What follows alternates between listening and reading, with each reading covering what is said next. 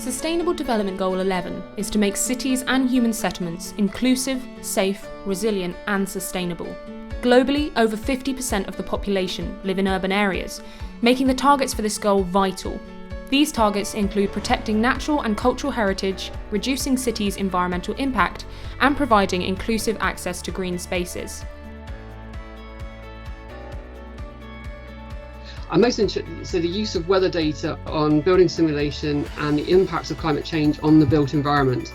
My job was to investigate the best application areas for self-healing materials and really understand, what are the sustainability implications if we were to integrate these into products, so that ultimately we can advance their use within industry.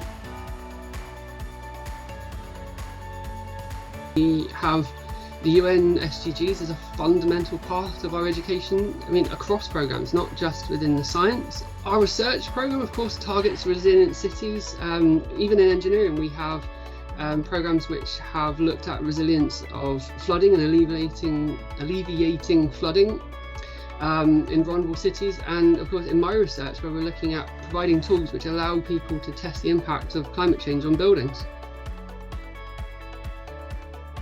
So a lot of the stuff that I do is continuously, striving to help companies, consider more sustainable technologies, but also sustainable practices.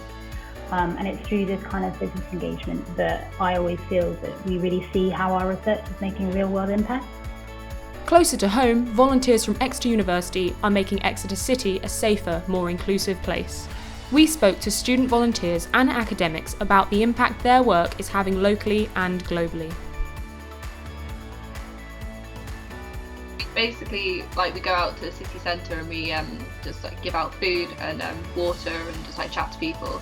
But it was definitely a lot of struggle getting the project up and running because of COVID.